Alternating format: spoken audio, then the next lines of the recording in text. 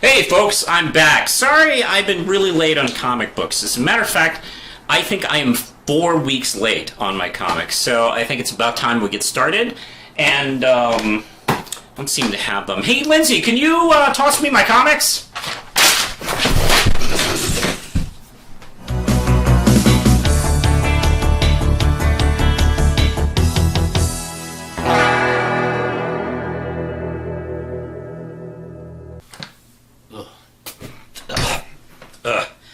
Well, okay, I had a lot of books in the last 4 weeks, admittedly. You know, this is something that can happen where if you just like a couple weeks, maybe a month, you can get really behind. And I feel like I do like a conservative amount of books I buy a month, and this shit piles up. It's amazing. So, hey, we're going to do a kind of speed round as best I can. I don't know how many books I have here. I have 4 weeks of comics here. Matter of fact, I have like four Spider-Mans in this pile. All right, so let's get going here. We're going to start with number 10 of The Amazing Spider-Man. And this is a Judgment Day tie-in. This is from Zeb Wells. And let's see, who did the art on this? This is not the usual artist. This is Nick Dragotta. And never seen Nick's work before. I have seen people on Twitter like kind of drag him about some of his faces, but I think he's fine, and he was probably called at the last minute to do this. So I mean, come on, give the guy a break. So hey, the whole Judgment Day thing is going on, and people are being judged. Literally, everybody on the planet is being judged by this celestial god, who is either showing up as himself to judge people or as in the forms of people they know, and it's usually kind of like someone sensitive. So, hey, like Peter, the issue starts with Peter calling Iron Man and going, "Hey man, is there something going on that I should probably be knowing about?" And he's like, "Oh yeah, we kind of like gave life to a god, and now he's judging everybody." And he goes, "Oh yeah, does some of these judges look like people we know?" I'm like, "Hey, why would you say that?" "Oh, I don't know. You know, maybe something's going on." "Hey, don't worry about it." The god shows up in the form of Gwen and doesn't just judge him immediately. It follows him around for a while and silently in Gwen's form while he does his thing, and he just has to deal with it. And we get to see him like run into Aunt May and have a chat, and she's kind of she's doing well, and you see that she has been judged by the god in the form of Ben. He goes to J. Jonah Jameson, which I think is probably one of my favorite scenes in the issue, because he's like, "Oh, I'm so sorry, I was a dick to you, I'm so sorry." Hey, because everyone's kind of freaking. What's interesting about this is Peter's going about his day, and some people are dealing with the fact that this god may destroy the world in the next day or two because of judging everybody, and everybody's reacting differently. And Jonah's like, "Oh, I'm so sorry. I was such an asshole. I was only trying to do my best." And I was like, and he's like, "It's cool. It's cool." And he teams up with Miles. We also get to see Kamala Khan, who is becoming a secret supporting character in this book, and she is being judged by. Actually, we already know this from the regular miniseries, actually. She's being judged by the god in Captain Marvel's form. And it's actually kind of like, the way this kind of like ends, I don't want to give too much away here, but we get to see Peter like confront the god in Gwen's form. And let's see, he passes, and as a reward or something, he gets to talk to Gwen for just a moment, which is really kind of stunning, for just a moment before she goes back. And then we flash to Norman Osborn, who is being judged by the god in Gwen's form as well, in a fairly creepy moment. I really dug this one a lot. This was actually kind of emotional for a tie-in, and this is kind of the way I like tie-ins that aren't really. Like, Spider-Man's not really involved with the story, but, it does affect him because he lives on Earth. I really dug this one a lot. I know it's getting dragged by the art, but I think the art's fine and services the story just fine. I think it's really good. And Zeb Wells, I really enjoy his run so far. And I'm going to give this a 5 out of 5 Ram Chips. So, hey, where is the other Spider-Man? It's around here somewhere. Oh, yeah, here it is. Spider-Man number 11, and it's the return of the Hobgoblin. And this is by Zeb Wells and John Romita Jr., who's back on board. And we start a new mystery of the Hobgoblin. Yeah, there's another new Hobgoblin. Who the fuck is this one? Because there's been so many times it's been somebody else. We started originally with Roger Kinsley, who was the guy who created the original Hobgoblin. Anyway, he's been going back and forth with Norman Osborn about businesses, because Norman, he ripped off. Okay, Kingsley ripped off Norman to steal the Hobgoblin suit, and Norman got revenge on him by kind of stealing a lot of his companies, and they've been feuding for a few years. So Norman's trying to make amends and trying to be good since he turned good. Long story, and they have this secret meeting where you think it's going to turn into a bloodbath, and Norman's like gives him these files, and goes, no, here you go. My lawyers went through it. Here's all your businesses back. And, I'm sorry. And he was like, what? I brought thugs. We were going to, fight. And then the new Hobgoblin shows up. Oh, so, hey, who's this new guy? It very much suggests Ned Leeds back from the dead is the Hobgoblin again. Or for real this time, I don't know. He definitely has a legitimate beef to be the Hobgoblin. So, I don't know. I'm kind of disappointed it's not Kingsley, it seems like. It could be. He's kind of a tricky bastard. But I don't know. So, we'll see. I'm kind of intrigued by this. It's been a while since I've been excited to see the Hobgoblin, and this one's kind of fun so far. I'm going to also get this 5-round chips. It's a good start to a mystery. Alright, where am I putting these? Oh, yes. Thank you, Lindsay. Let's go to another Spider-Man. And here is Spider-Man number 1 by Dan Slott. He's back. Mr. I did 8,000 issues for 10 years, Spider-Man. I guess he's not done yet, so he's back with Mark Bagley. And we're kind of going into, Peter's life. He's working for Norman Osborn still. And he is being... Norman hires him to... Not hires him, but kind of asks him to help save... this truck that's been stolen, it's kind of going into the neighborhood, so it might hurt people. So he stops it. He sticks around to talk to people, where he's attacked by these creatures from the Spider-Verse storyline again, and Moreland shows up and he webs his mouth instantly. And Moreland's like, and he's like, I'm trying to tell you shit. And they're being attacked by a new villain. Actually, it's Spider-Man War, who is being possessed or something like that. He starts attacking. He, let's see, the other Spider heroes are there, and he instantly impales Spider-Woman, and she doesn't die.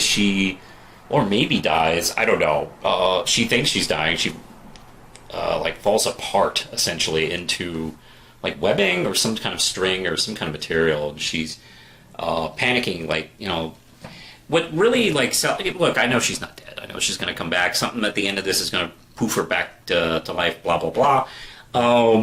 But it's really kind of, jarring, because she's, she's, begging for her son, to, someone take care of my son. Think I'm dying and shit. So, hey, Spider-Man War isn't the only one. There's a whole bunch of others from the Spider-Verse that are seemingly possessed or something that's going to attack. So, okay, we start this action mystery, I guess. Pretty good, not bad start. 4 out of 5 round chips. So, I had one more Spider-Man. Here we go. Miles Morales Spider-Man. And this is issue 42, and this is from Ahmed, and let's see, who's doing the art on this one? A bunch of people, so I'm not going to bring it up. Wow, a lot of people worked on the book up until this is the Book of Fate, and he fights Manos. It's amazing. No. This kind of Miles is kind of resting after all the shenanigans he's been through in his book over the last few months with the big running into his clone. He's been doing Peter Parker's greatest hits recently. He's been fighting his own clones. He's gone off into a different universe to fight another clone who has like been taking over Brooklyn. So now he's back with all that shit, and he's done, and he's kind of just hanging out with his friends, and he gets a tarot card reading, and I love the way this is kind of broken up because each scene in this issue is represented by one of the cards, and we get to see different parts of his life and how things are going, and the art represents. This is kind of a good use of using multiple artists on an issue because we get to see the art like change from card to card. We get to see his relationships with his family, his friends, his Starling, who is his girlfriend, and also she's a superhero as well. And we run into Rhino, and we kind of clean up some loose ends that's been going on in the Amid series so far. And it's actually a pretty happy ending with how things are going. Now, this is, at the end we find out, I didn't know Ahmad was leaving the series, and this is like a nice little send-off issue. He like has a lovely piece at the end where he talks to fans like, hey, this has been fun, I've really enjoyed working on the book. This isn't the end of Miles, although it's the end of the series, because we're going to be renumbering the book, and we're starting over with a new #1 next month. I think it's next month. No, December. We're taking a month off and starting the book over. So we're going to be with legacy number 283 with #1. So get used to renumbering, folks. So anyway, this was a pretty good send-off. I actually really enjoyed the book. I'm going to give it 4 out of 5 Ram Chips. So, hey, let's dig up Daredevil. Here we go. He's on the floor here. And let's see, issue 4 of the current run. And this is by Chip Zdarsky. And who's doing the art? It's Rafael Lodeiro. And I'm sure I got that name 100% correct. And this has been the whole story arc where Daredevil and Elektra have decided to once and for all, let's get rid of the Hand. They've been like screwing with us for years. We've been going this whole back and forth on whether we're going to do it or not. Let's just do it, and let's just go ahead and pull the trigger on this whole thing. And they meet with Stick and his group. They've assembled a nice collection. Doc Samson has become Doc Sasquatch? I didn't know that. I don't know what he's been doing lately. Foggy and Detective North have headed off. They've joined Matt on this crusade. And we get to see North kind of like train. He's like fighting some of the other people in this menagerie of warriors. And we get to this cool sequence where Matt and Elektra are dressed up in their Daredevil forms. They fight through this whole like kind of like test, as well as like climbing this mountain. We also have like kind of North kind of deciding what he's going to do with himself as he trains with this other guy who's kind of a dick to him for some reason. I guess he feels like, hey, who's this guy? What's this guy doing here? Like, he's friends with Daredevil and now he just gets to be part of it? I went through a whole bunch. But, North proves that he does have the chops. So, hey, this whole ceremony thing that Matt and Elektra are going through is basically a marriage. They're married in this issue, at least by Stick, and the whole creepy Ninja Clan thing. So, yeah, this is like the whole, like, joining, them, like, becoming part of the prophecy to finally, once and for all, beat the Hand. And it does feel like we're actually doing things in this issue. I'll be honest, I wasn't quite sure when we started this new run where we'd be going, if I'd be interested in it, but really does feel like Zdarsky's really putting the pieces together. So I like this one a lot. 5 out of 5 Ram Chips. All right. I'm going to stick with Marvel for the time being, and I'm going to run and grab X-Men. I'm going to review these pretty closely together. 15 and 16. How are we running on time? We're doing okay? About 15 minutes left on the card. All right, let's go. Let's do it. Anyway, Gerry Duggan, and let's see.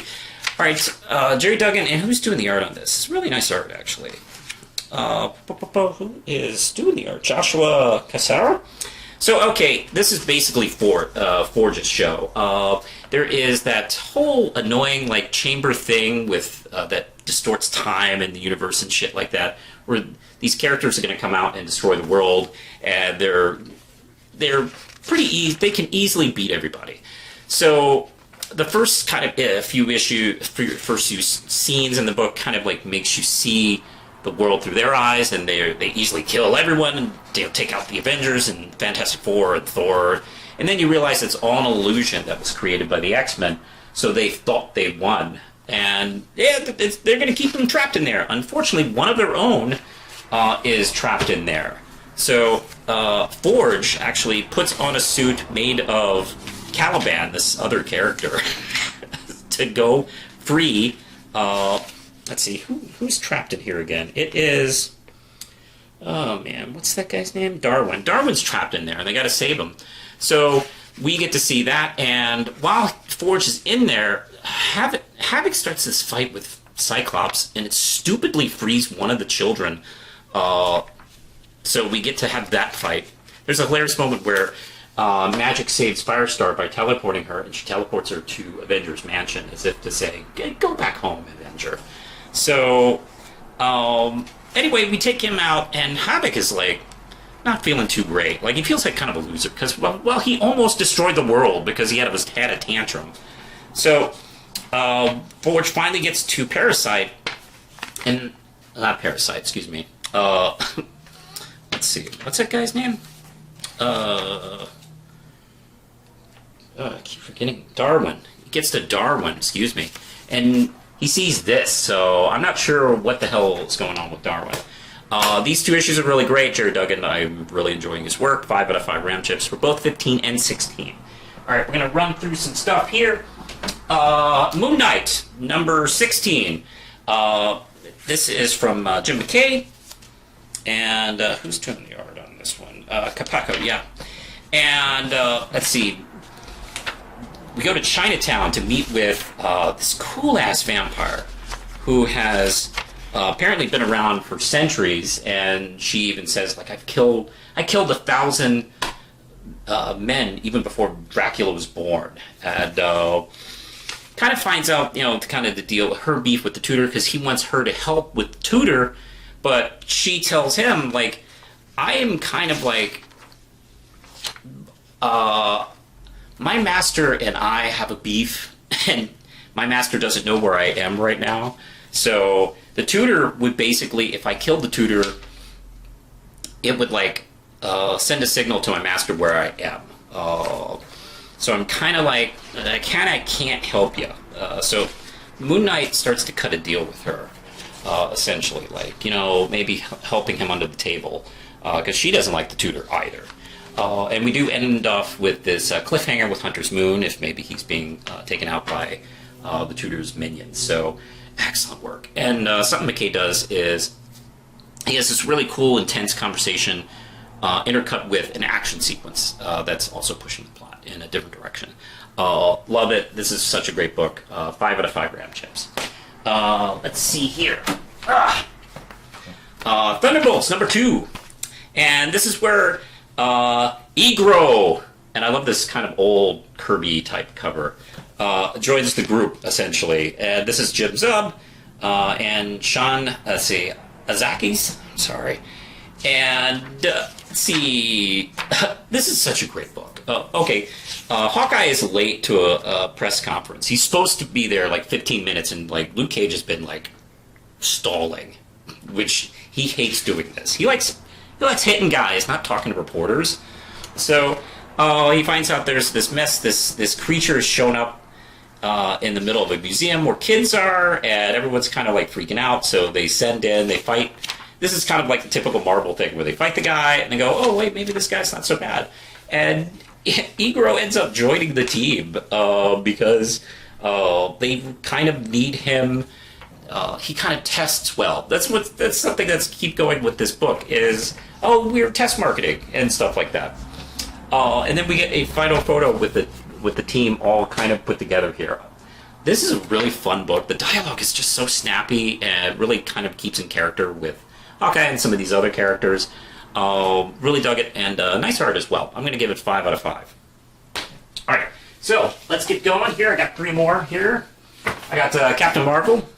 Oh, shit, I got more. Okay, I got Captain Marvel here. I'm going to be really quick. I'm going to give it a 4 out of 4 Ram chips.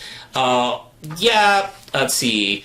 Captain and her sister being tested and judged in the big Judgment Day.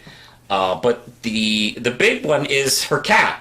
Her cat, Chewie, is being judged by the Celestial God. And we get to see what she does during this big fight, and we get this cool like apartment building setup where you get to see different characters running around at the same time they're fighting outside.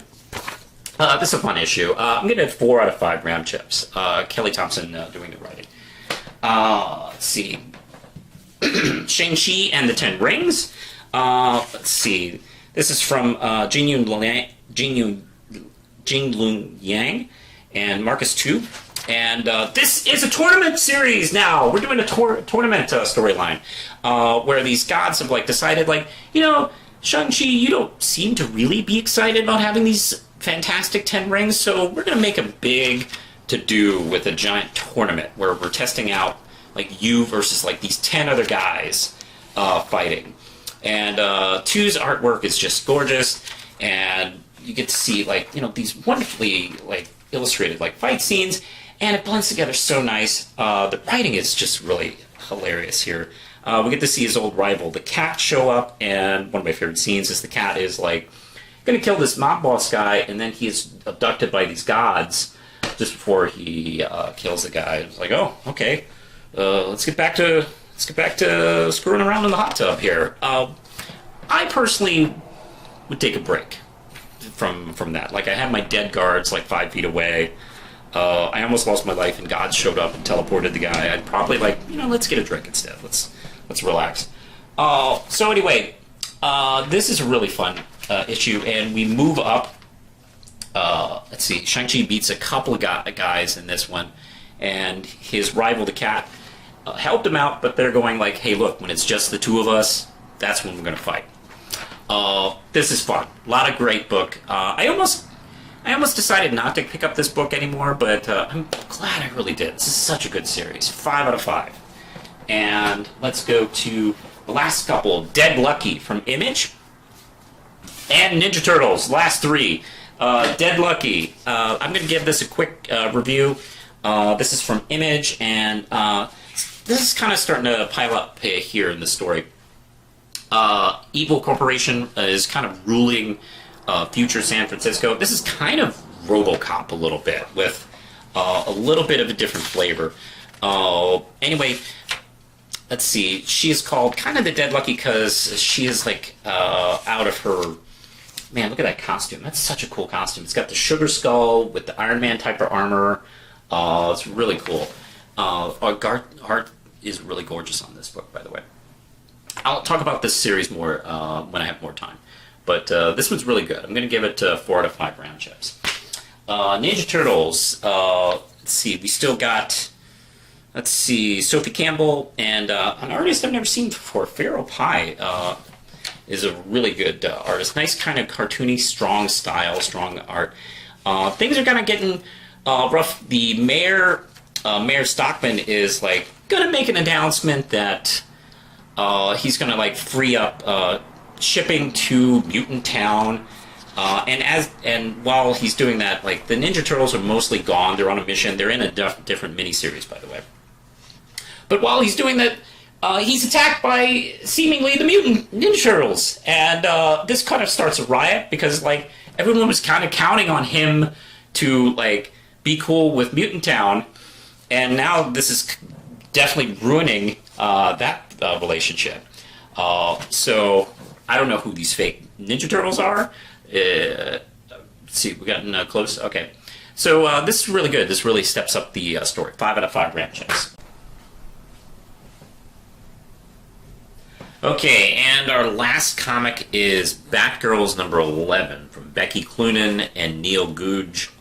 And as I mentioned before, I've been slightly disappointed with this series, and this keeps up the trend.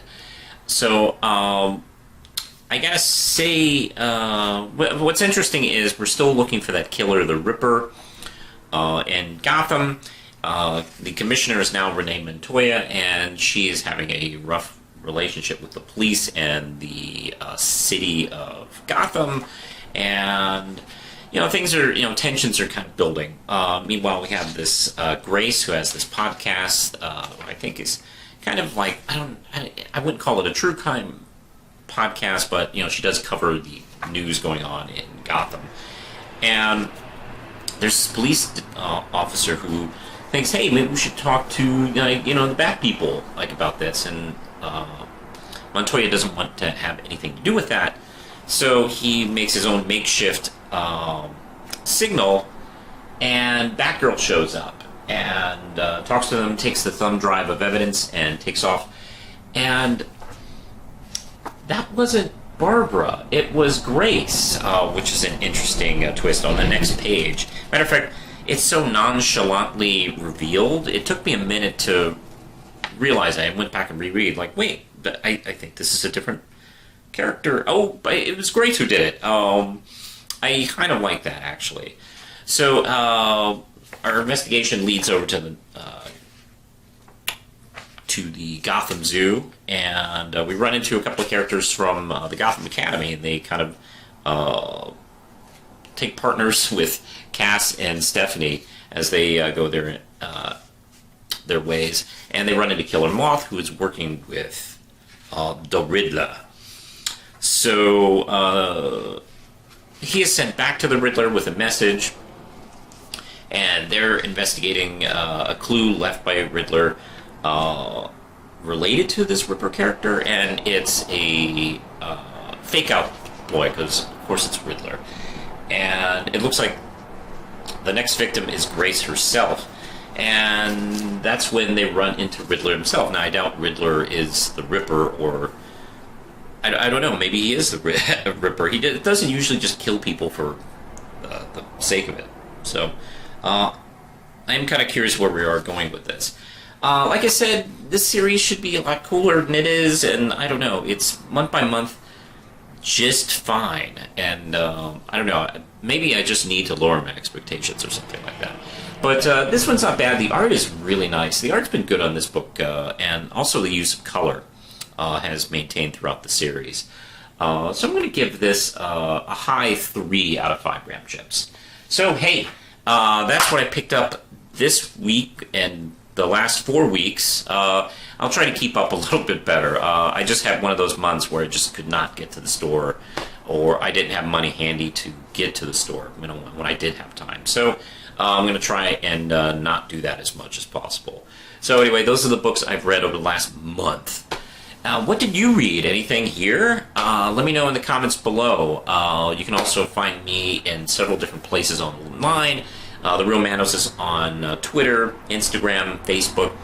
Also, Justin Cristelli, myself, at Justin Cristelli, is on TikTok. You can also support the channel and Manos Publishing at Patreon for just $1 a month. I don't really ask for much.